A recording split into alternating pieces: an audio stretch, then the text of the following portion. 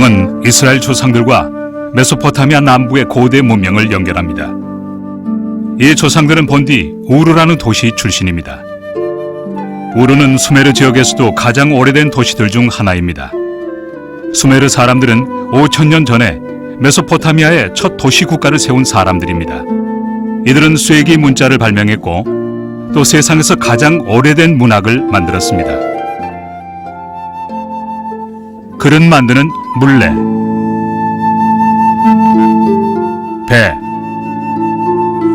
바퀴, 수레, 쟁기 같은 발명품도 이들이 만들었다고 말하는 학자들도 있습니다.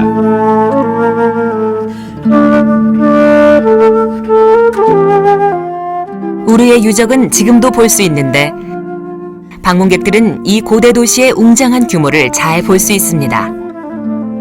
대부분의 신전은 모래 아래에 묻혀 있고 몇몇 신전만 발굴됐습니다. 수메르 신전 유형들 중 하나는 지구라트입니다. 지구라트는 4개의 측면이 있는 피라미드 형태의 탑입니다. 외벽에는 꼭대기로 올라갈 수 있는 넓은 경사로가 있습니다. 많은 학자들은 창세기 11장에 나오는 바벨탑으로 알려진 탑이 지구라트와 같았을 것이라고 생각합니다. 우르의 지구라트 꼭대기에 신전이 있는데 수메르인들이 난나라고 부르던 달의 신에게 예배드리던 신전입니다.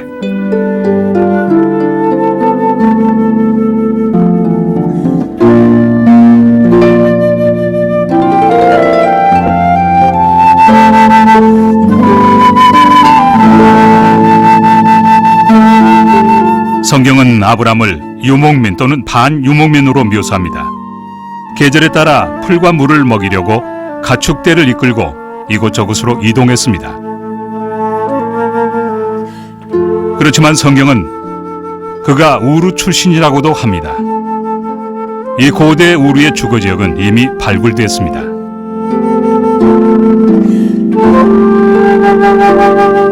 아버지 데라와 조카 롯과 함께 아브람은 가나안으로 가기 위해 큰 도시 우르를 떠납니다.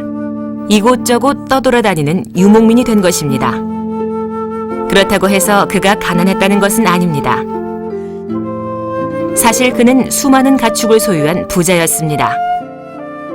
그는 수많은 식구들과 종들과 많은 양떼와 염소떼와 낙타무리와 함께 물품들을 실은 수레를 끌고 무리를 지어 이동한 것입니다. 메소포타미아에서 가나안까지의 직선 경로는 물이 없는 광야를 통과해야만 하는 길입니다. 아브람과 그 식구들은 사람들이 보통 다니는 길로 유프라테스 강을 따라 북쪽으로 가서 메소포타미아 북부의 하란에 도착했습니다. 오늘날 터키 접경 지역입니다. 이 길은 거의 1000km쯤 됩니다. 우르처럼 하란이란 도시도 하란인들이 신이라 불렀던 달의 신에게 예배를 드리던 중심지였습니다. 어떤 학자들은 아브람이 왜 하란에 머물렀는가 하는 이유를 여기서 찾고 있습니다. 달신인 신에게 바쳤던 신전도 발굴됐습니다. 아브람은 하란 평원에서 한동안 머물렀습니다. 그가 실제로 성 안에서 살았는지는 알 수 없습니다. 성경은 이스라엘의 조상이 큰 강인 유프라테스 강 건너편에서 다른 신들을 섬기며 살던 아람 사람들이라고 말합니다. 아람 사람들은 북시리아 출신의 셈족입니다. 이들은 성경에 자주 나오는데 고대 이스라엘의 적이 되었기 때문에 종종 부정적으로 언급됩니다. 오래도록 이들의 정치 중심지는 다메섹이었습니다. 성경을 보면 하나님이 아브람을 부르셔서 하란을 떠나 가나안 땅으로 가라고 하셨습니다. 아브람이 가나안으로 들어갈 때 처음에는 세겜에 머물렀고 그 다음에는 베델 근처, 그 뒤에는 헤브론에 살았습니다. 마므레라는 아모리 사람 소유의 상수리나무 숲 근처입니다. 마므레가 거룩한 장소로 사용했던 이곳에서 아브람은 주님께 드리는 제단을 쌓았습니다.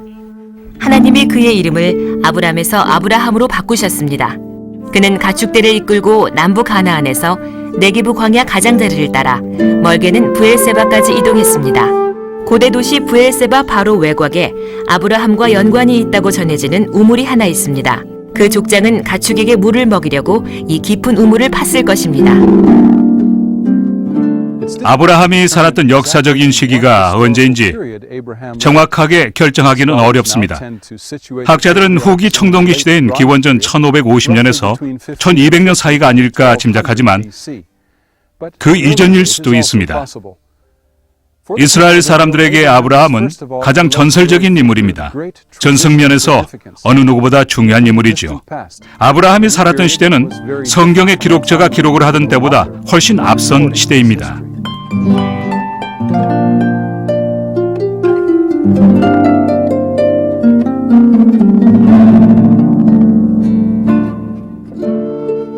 창세기는 가나안 사람들이 그 땅을 차지하고 있었다고 자주 말합니다. 아브라함과 동맹을 맺은 중요한 사람은 아모리 사람인 마므레였습니다. 아모리 사람도 셈족입니다. 그들은 본디 동쪽 광야 출신 유목민 부족으로 북시리아에 자리를 잡고 살았습니다. 그들은 후기 청동기 시대에 시리아와 가나안에서 그곳 사람들과 뒤섞였습니다. 성경에서 아모리라는 말은 일반적으로 그 땅의 사람들인 가나안 원주민을 가리킵니다.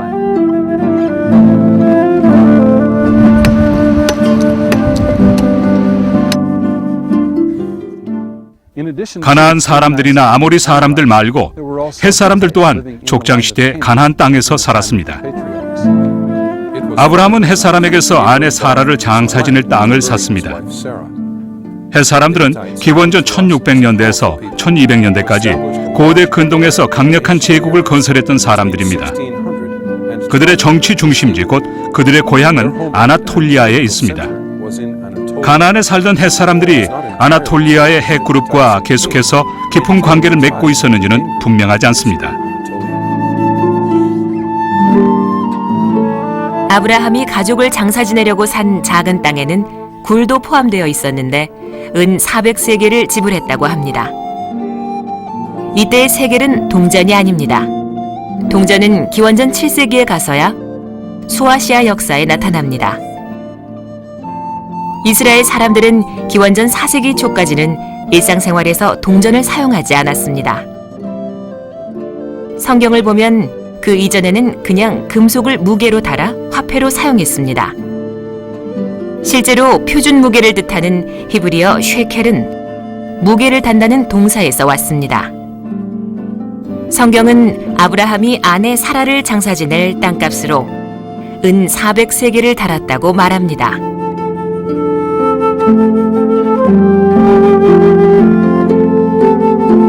옛날 가나안에서는 사람이 죽으면 그를 묻기 위해 그렇게 많은 준비를 하지 않았습니다. 몸을 씻긴 뒤 부패 방지용이나 냄새 제거용 향신료를 바릅니다. 시신은 평소에 고인이 입던 옷을 입히거나 다른 천으로 감싸기도 합니다. 매장 조건은 가족의 지위나 부의 정도에 따라 다릅니다. 족장들 같은 유목민의 경우 시신을 돌더미 아래나 여행의 경로에 있는 어떤 경계 표지 근처에 묻습니다.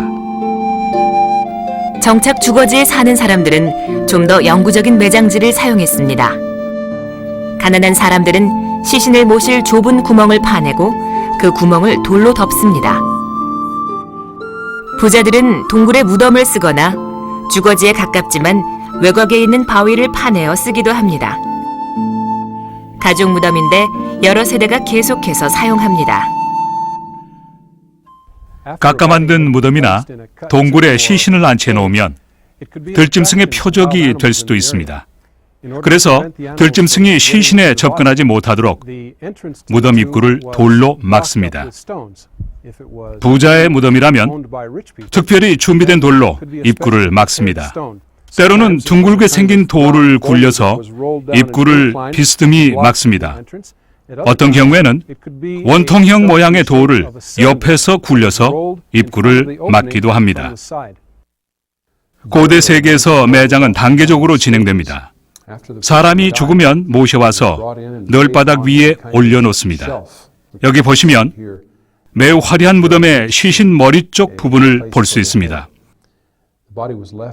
시신을 1년 가까이 그냥 둡니다. 1년이 다 되어 시신은 거의 부패하여 없어지고 뼈만 남습니다. 뼈를 모아서 뼈만 모셔두는 곳으로 가져가고 널바닥에는 다른 시신을 모시게 됩니다. 첫째 매장과 둘째 매장 사이가 바로 애도 기간입니다. 윗세대 가족들을 묻은 무덤에 매장하기 때문에 성경에 그는 조상과 함께 누웠다 또는 조상과 함께 잠잔다는 표현이 생겼습니다.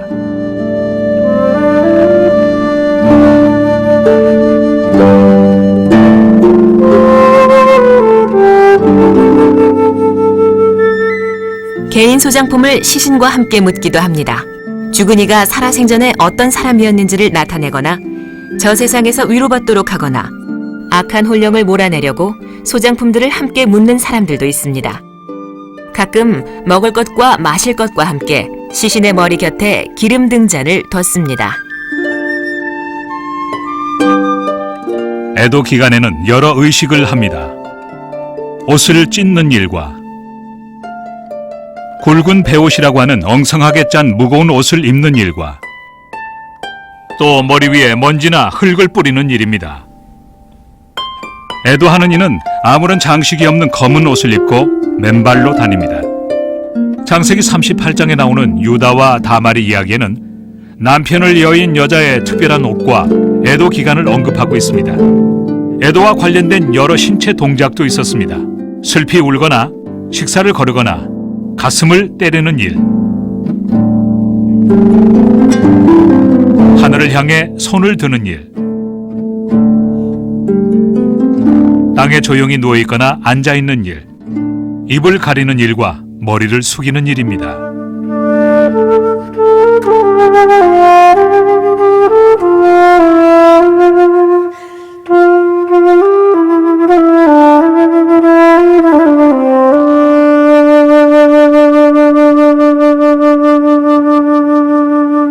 때로 애도하는 가족은 전문적으로 곡을 하는 여성을 고용하기도 합니다. 성경은 이들을 곡하는 여인들 또는 숙련된 여성 곡군들이라고도 하고 노래하는 여자들이라고 말하기도 합니다. 전문 곡군들은 피리를 함께 불기도 합니다.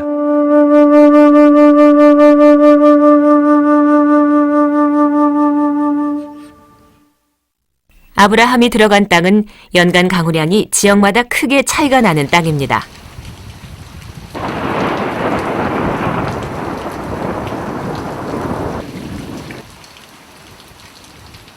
중앙 산등성이 지대의 서쪽 경사지는 동쪽보다 비가 더 내립니다. 동쪽 언덕은 농사를 짓기는 어렵고 가축을 방목하기에 더 적당한 곳입니다. 아브라함과 조카 롯에게는 가축이 무척 많았기 때문에 가축을 칠 장소와 가축에게 먹일 물이 넉넉하지 않아서 서로 갈라서야만 했습니다. 사해 남단에는 넓은 평원이 있는데 도시가 많습니다. 창세기는 이 평원이 푸르고 비옥하다고 말합니다. 가장 유명한 도시로는 소돔과 고모라, 또 아드마와 스보임이 있습니다. 아브라함의 조카 롯은 소돔에서 살겠다고 했습니다. 창세기 19장을 보면 하나님의 심판으로 이 평원에 큰 파멸이 닥칩니다. 신명기는 그 결과를 이렇게 말합니다. 그 온 땅이 유황이 되며 소금이 되며 또 불에 타서 심지도 못하며 결실함도 없으며 거기에는 아무 풀도 나지 아니하니라.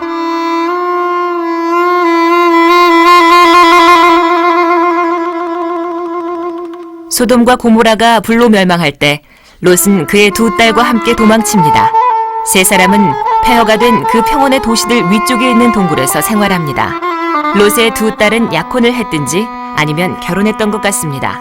남편들은 소돔을 떠나지 않겠다고 했습니다. 롯의 딸들은 아버지와 관계를 맺고 그 사이에서 모압과 암몬 두 아들을 낳습니다.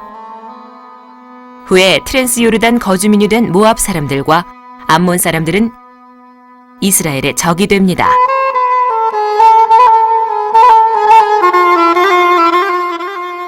셈족 사람들 사이에는 아버지 계통의 대가족 안에서 결혼하는 풍습이 있었습니다.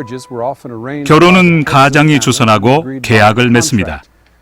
계약 조건에는 신랑 가족이 지불하는 신부값이 포함됩니다. 약혼 기간은 1년입니다. 파혼이나 죽음만이 약혼을 파기할 수 있습니다. 신랑이 이 기간 안에 죽는다면 신부는 과부로 간주됩니다. 아브라함은 그의 아들 이삭의 신부를 찾기 위해 그의 종을 메소포타미아까지 보냈습니다. 거기서 그의 종은 아브라함의 형제 나홀의 손녀인 리브가를 찾았습니다. 아브라함은 나홀의 가족에게 신부 지참금을 내야 했습니다. 리브가가 이삭의 아내가 되겠다고 하자 아브라함이 준비해준 특별한 결혼 선물을 줍니다. 은과 금으로 만든 보석과 옷가지입니다.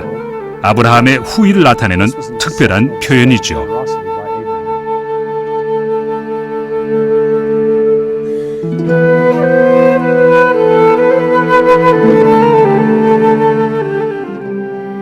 이삭과 리브가는 쌍둥이 아들을 낳습니다. 에서가 먼저 태어나 이삭의 재산을 물려받는 장자가 됩니다.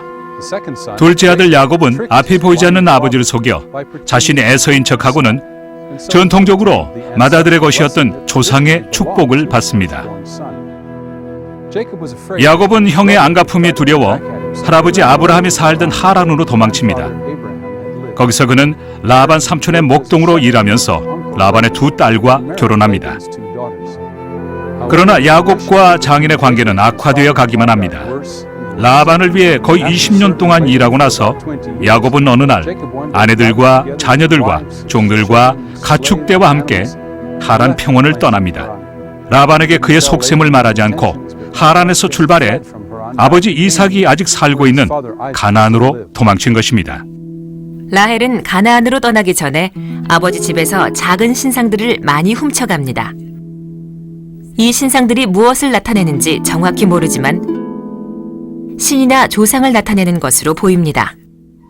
그 크기가 제법 작고 시리아와 가나안 전역의 가정에서 심지어 이스라엘 사람들에게서도 흔히 볼 수 있는 것들입니다. 히브리어로는 드라빔이라고 부르는 이 신상들은 이 당시 사람들에게 무척 중요했던 것이 분명합니다. 이 신상들이 가정을 보호하고 풍요로운 소출과 다산을 가져다 준다고 믿었습니다. 라반은 야곱이 도망쳤으며 드라빔이 없어졌다는 것을 알고 재빨리 야곱 일행을 뒤쫓습니다. 그리고는 길르앗 산에서 그들을 붙잡습니다. 라헬이 드라빔을 훔쳤다는 것을 야곱은 몰랐습니다. 야곱은 도둑질하지 않았다고 하고 라반에게 천막을 모두 뒤져보라고 합니다. 라헬은 그의 천막 낙타 안장 밑에 그것들을 숨깁니다. 그리고 아버지 라반이 그 신상들을 찾으러 자기 천막으로 들어왔을 때 몸이 좋지 않다고 하고 그것들을 깔고 앉아 있었습니다.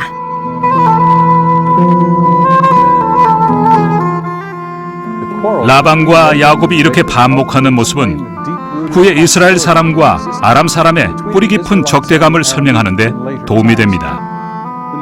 창세기를 보면 이스라엘과 그 경쟁자들과 그 이웃들 간의 역사적이고 정치적인 배경에 대해서 진술하고 있는데 그러한 관계는 기원전 1000년에서 400년까지 지속됩니다. 창세기는 모두 그들의 이야기를 반복하고 있습니다. 형제들과 다른 식구들 간에 이렇게 서로 다퉜다는 것입니다. 속이고 속는 모습이 그 주제입니다. 학자들은 이 이야기들을 기원론으로 설명합니다. 오늘날의 상황이 어디에서 기인했는지를 설명한다는 말입니다. 가나안으로 돌아오자 야곱은 형 에서에게 자신이 돌아왔다고 알립니다. 이 이야기를 보면 에서는 400명의 사람과 함께 남쪽에서 야곱의 무리에게 다가갑니다. 에서는 지금 우리가 남부 요르단이라 부르는 세일 땅에서 살고 있었습니다. 두 형제는 건천 혹은 와디라고 부르는 야복강 부근에서 만났습니다. 여기 제가 서 있는 저 뒤에 있는 곳입니다. 밤새 알 수 없는 신적인 존재와 싸움을 한 후 야곱은 이름을 이스라엘로 바꾸게 됩니다. 그 뒤 두 형제는 서로 헤어져 각자의 길로 갑니다. 에서는 세일에 있는 집으로 돌아갑니다. 야곱은 가나안으로 들어가 중부 구릉지대에 있는 세겜 가까이에 자리를 잡습니다. 이때부터 두 형제는 에돔과 이스라엘이라고 하는 경쟁 관계의 나라가 됩니다. 셀라는 에돔 왕국의 수도입니다. 에돔 사람들은 에서의 아들 에돔의 후손들이죠. 에돔 사람들은 성경에 자주 이스라엘의 적으로 등장합니다. 다윗 왕은 에돔 왕국을 정복하지만 100년이 지난 후에 유다 왕국의 손에서 벗어납니다. 기원전 400년 그 영토를 나바 사람들에게 빼앗깁니다.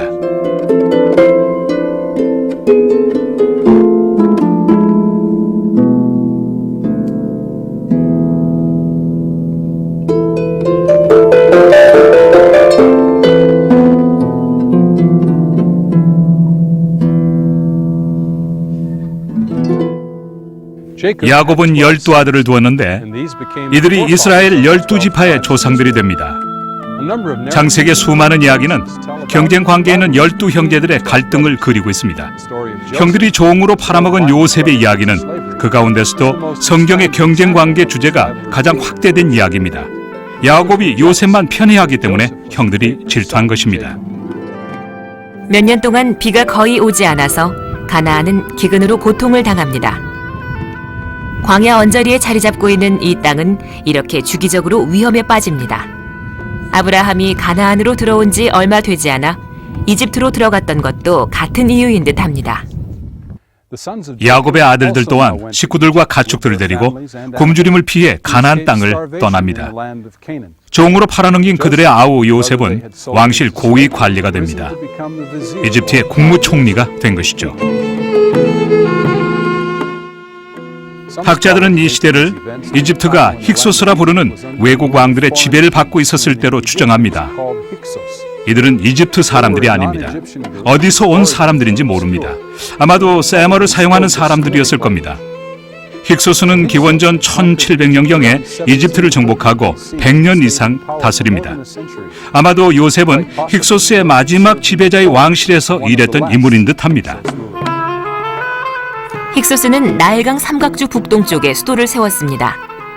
그 수도의 이름은 아바리스입니다. 요셉의 이야기가 이 시대에 일어난 것이라면 요셉은 바로 이곳에서 일하면서 살았을 것입니다. 하지만 족장들과 요셉의 시대는 불분명합니다. 힉소스 수도의 유적지는 오늘날 텔 에드 다바라고 부르는 곳에서 거의 찾아볼 수 없습니다. 기원전 1550년경 힉소스는 이집트에서 쫓겨나고 이집트 원주민들이 새 왕조를 건설합니다. 히브리인이라고 부르는 야곱의 후손들은 이집트에서 살면서 점점 더 불어났습니다. 새 왕들의 눈에는 점점 위험한 요소가 되어갔습니다. 출애굽기 1장에는 요셉을 알지 못하는 왕이 새로 일어났다고 기록하고 있습니다. 새로운 왕조가 출현했다는 뜻으로 요셉이 국무총리로 일했던 왕조가 아닙니다. 바로라는 그 이집트 왕은 히브리인들에게 무거운 노역을 부과하기로 마음을 먹었습니다. 수가 불어나는 것을 막으려고 태어나는 남자 아기를 모두 죽이라고 명령합니다. 이집트의 새 통치자들은 수도를 멤피스에 세웁니다. 오늘날 카이로에서 남쪽으로 몇 킬로미터 떨어져 있는 나일강변에 있습니다. 모세가 그곳 왕실에서 자란 듯하고 출애굽기 1장과 2장에 나오는 바로는 람셋 2세인 것으로 추정됩니다. 이 왕은 가나안 땅과 남시리아를 장악하던 이집트의 세력을 다시 튼튼하게 세운 인물입니다. 람셋 2세는 동부 삼각주에 자신의 이름을 딴 피라암셋이라는 새로운 수도를 건설합니다. 나중에 새로운 왕조가 그 수도를 멤피스로 옮기자 모세의 가족은 나일 강가에 새로운 보금자리를 찾았습니다. 이 말은 모세가 동족들이 살던 곳과 멀리 떨어진 수도로 이주를 했다는 것을 말합니다. 히브리인들은 새로운 수도와 비돔이라고 부르는 도시를 건설하는데 강제 노동을 해야 했습니다. 진흙벽돌을 찍어내야만 했습니다. 궁전이나 신전을 제외한 모든 건물에 이 벽돌을 사용했습니다.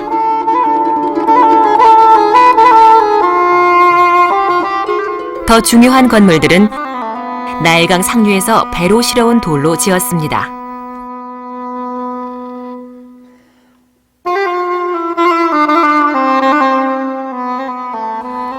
이스라엘 사람들은 이집트 왕들을 위해 도시를 건설해야만 했습니다.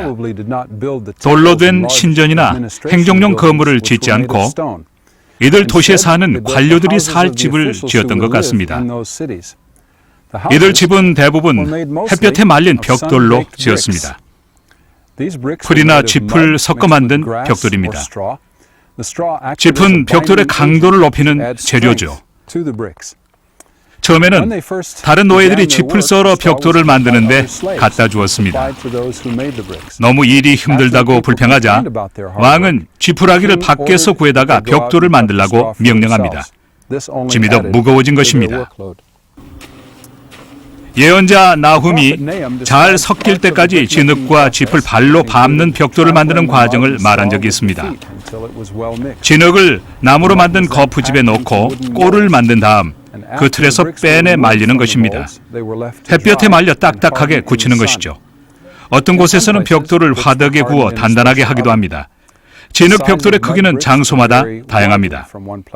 사무엘하 12장에 말벤이란 말이 나오는데 그 뜻을 잘 알 수 없습니다. 벽돌 거푸집 아니면 벽돌을 굽는 화덕을 가리키는 듯합니다.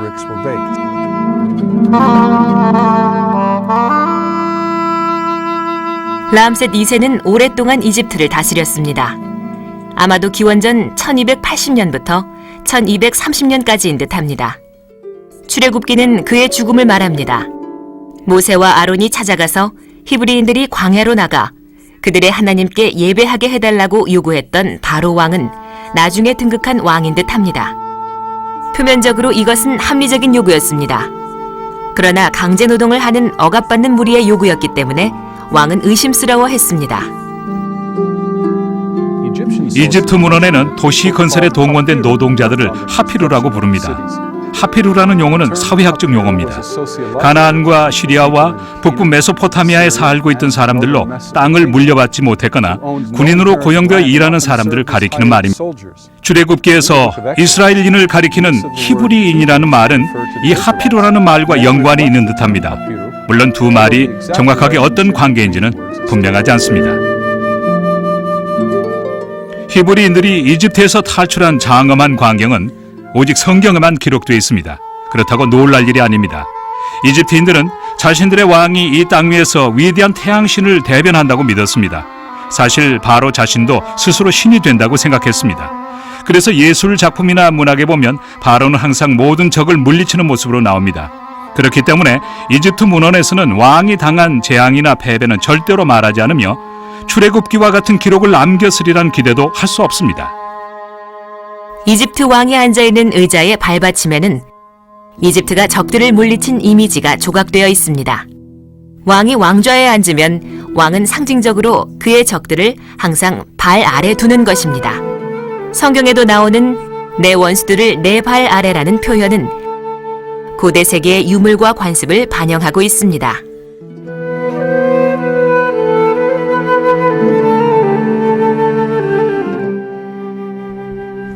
출애굽기를 보면 람셋이나 비돔 성읍 근처에 살고 있던 이스라엘 노예들은 모세를 따라 결속되고 모세와 함께 갈대 바다를 건넙니다.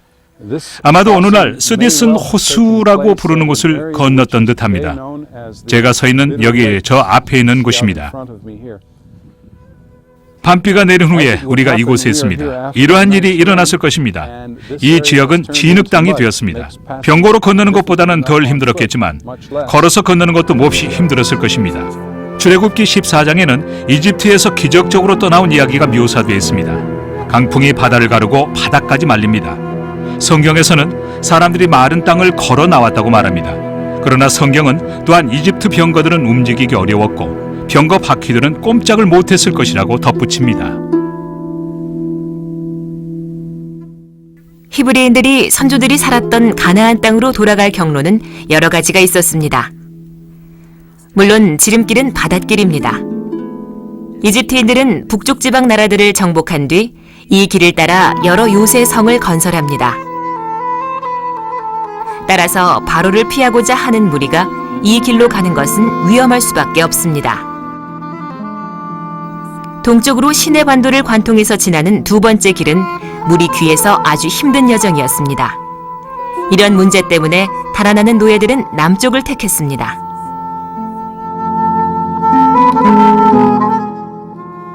이집트를 떠난 무리가 얼마나 되며 어떤 사람들이었는지에 대해서는 논쟁의 여지가 있습니다. 이스라엘 사람들뿐만 아니라 다른 종족도 섞여 있었던 것으로 기록되어 있습니다. 지도자인 모세와 아론은 레위 지파 사람들입니다. 이 무리의 크기가 얼마이든지 간에 출애굽이라는 경험은 이스라엘의 신앙과 종교에 깊은 영향을 미칩니다. 이스라엘 사람들이 경험한 것은 그들의 하나님이 가공할 만한 이집트 신들과 그 대리인인 바로의 힘을 물리쳤다는 것입니다. 이스라엘 역사를 보면 이때부터 나라가 외국의 침입으로 위험에 빠져 있을 때는 언제나 이 경험을 되새겼고 주님을 믿었습니다. 주님께서 이집트에서 보이셨던 그 힘을 어려움에 빠져 있는 백성에게 다시 드러내시려는 것을 믿은 것입니다. 이집트를 떠난 무리가 이집트를 나와 광야를 거쳐 가나안 땅으로 들어간 길을 정확하게 재구성하기는 어렵습니다. 언제 그 길을 따라갔는지 제대로 묘사되어 있지 않습니다. 성경에 나오는 지명을 일일이 다 확인하는 것도 불가능합니다. 성경을 보면 이들이 오랜 기간 동안 주로 세 곳에 머물렀다고 합니다. 먼저 시내 반도 남부에 있었을 것으로 보이는 시내산 부근입니다. 그리고 가데스 바네아라고 네게부 어귀에 있는 오아시스입니다. 또 호르산 부근으로 전승에 따르면 사해 남동쪽에 있는 세일 산맥에 있었다고 합니다. 하지만 많은 학자들은 이 호르산이 가데스 바네아에 훨씬 더 가까이 있다고 믿고 있습니다. 이스라엘 사람들은 해안을 따라갔습니다. 남부 시내 반도는 산악지대이고 띠같이 이어지는 이 해안은 천혜의 통로입니다. 남쪽으로 얼마간 가다가 이 무리는 해안에서 먼 안쪽 땅으로 들어갑니다. 넓고 마른 강바다 곧 와디를 따라 자연적으로 생긴 길입니다. 이처럼 무척 메마른 지역을 수많은 사람들이 통과하기란 어려운 일입니다. 물이 있는 곳에서 그 다음 장소로 이동하기 위해서는 세심하게 계획을 짜야만 합니다. 광야에서 몇 주 동안 여행한 뒤 모세는 사람들을 산으로 데리고 갑니다. 거기서 나중에 그들은 하나님의 계명을 받습니다. 그 산은 주님의 산으로 알려져 있습니다. 구약의 다른 책을 보면 신의 산이라고도 하고 호렙 산이라고도 합니다. 같은 곳입니다. 실제로 이 산이 정확히 어디에 있는지는 모릅니다. 여기 이 산은 오늘날 신의 산으로 알려져 있는 산 중 하나입니다. 아랍 사람들은 모세 산이라고도 부르죠. 이 산의 높이는 해발 2200m입니다. 이 산에 오르려면 3000계단 이상을 올라가야 합니다. 실제로 겨울철에는 눈이 내리고 매우 춥습니다.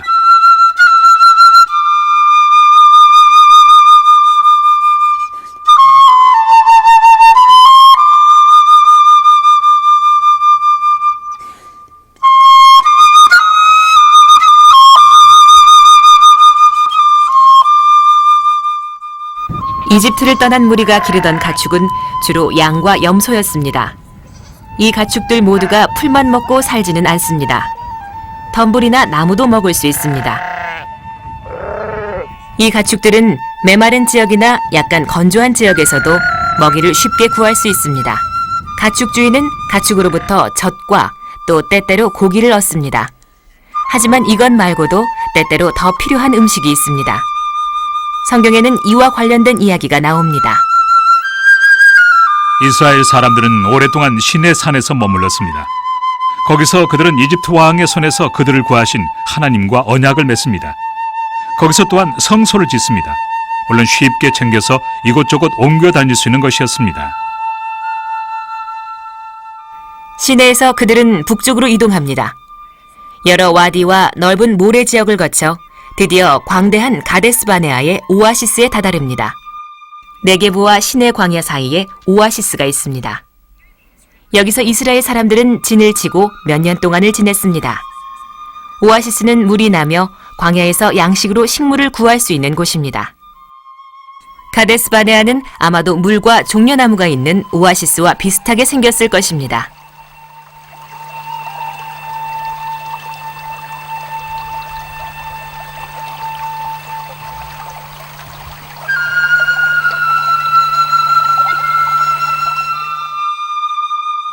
가데스에서 그들은 가나안 남쪽 땅을 차지하려고 여러 번 시도합니다. 몇몇 작은 무리는 실제로 가나안 남부로 들어가기도 했습니다. 모세가 이끄는 큰 무리는 사해 남쪽 지역을 통과해 동쪽으로 가고자 했습니다. 이 지역은 에돔 사람들이 사는 지역입니다. 이스라엘 사람들이 지나가게 해달라고 요청했지만 에돔 사람들은 거절합니다. 이스라엘 사람들은 들녘을 통과하거나 우물에서 물을 얻으려고도 하지 않겠다고 합니다. 그러나 에돔 사람들은 허락하지 않습니다. 이들은 이스라엘 유목민 부족들이 상대하기에는 너무 강한 사람들이었던 것이 분명합니다. 가데스에서 북쪽으로 올라가려는 또 다른 시도는 아라세 네게부 지역 왕의 반대에 부딪히고 맙니다. 얼마 뒤에 이스라엘 사람들은 싸움에서 이기고 아랏을 파괴하고 아랏을 호르마라고 부르는데 파괴라는 뜻입니다. 아랏은 기원전 4000년대부터 사람들이 살고 있었습니다. 이스라엘 사람들이 쳐들어갈 때 사실 아랏이라는 도시는 없었습니다. 기원전 4000년대부터 있었던 가나안 마을이 있었을 뿐입니다. 3000년대 초에 보호용 망대들과 함께 긴 성곽으로 둘려있던 요새 도시로 확장됐습니다. 흐르는 빗물은 도시 중심에 있던 웅덩이에 모아 사용했습니다. 먼 뒷날 유다 시대에 그곳에 우물을 팠습니다. 발굴을 해본 결과 개인이 살던 집뿐만 아니라 신전들과 왕궁이 있었던 것을 알 수 있습니다.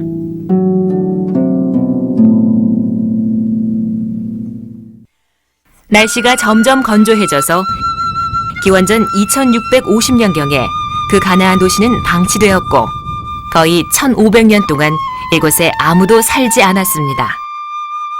이스라엘 정복 이후 아랏은 성경에 나오지 않습니다. 그렇지만 발굴해본 결과 기원전 11세기부터 이스라엘 주거지로 사용된 것을 알 수 있습니다. 100년 뒤 솔로몬 시대에 이 도시는 요새화되어 아라바 계곡을 통과하는 남북길을 지켰습니다. 아라바와 요르단 계곡의 날씨는 오늘날과 거의 같았을 것입니다. 가장 큰 차이점이라면 식물의 종류와 양, 그리고 야생 생물의 존재 여부입니다. 요르단 계곡과 사해 남부 지역은 숲과 풀밭입니다. 영양과 또 그 비슷한 포유동물이 많아서 사냥꾼들이 많은 양의 고기를 얻을 수 있었습니다.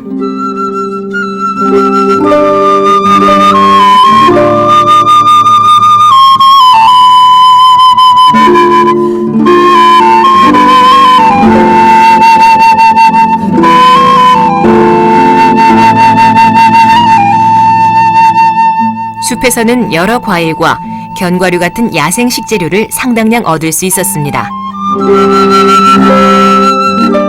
에돔 사람들은 농사를 짓고 가축을 키우고 사냥하는 일을 잘했던 것이 분명합니다. 숲과 들짐승은 수세기가 지나면서 많이 사라졌습니다.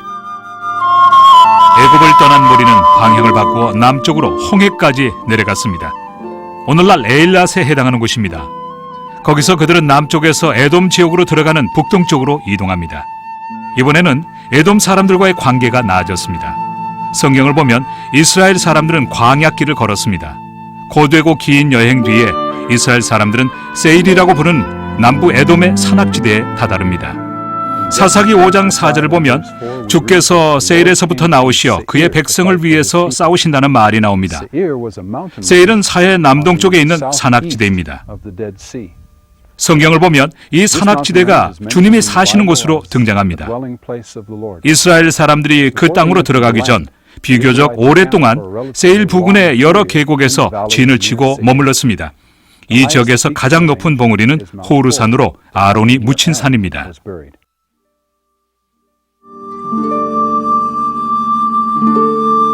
오늘날까지도 이 산악지대는 모두 메말라 있고 여름도 극도로 건조합니다. 모세가 바위를 쳐 물을 낸 곳이 아마도 여기인 듯합니다. 그곳은 지금도 와디 무사라고 부릅니다. 모세의 이름이 생각나는 지명입니다. 여기서 우리는 이스라엘 사람들이 한동안 진을 쳤던 계곡들을 볼 수 있습니다. 독이 많은 뱀의 습격을 받은 곳도 여기였습니다. 하나님은 모세에게 구리로 뱀을 만들어 진영 가운데에서 눈에 잘 띄는 곳에 걸어두라고 말씀하셨습니다. 뱀에게 물린 이스라엘 사람들이 구리 뱀을 쳐다보기만 하면 나았습니다.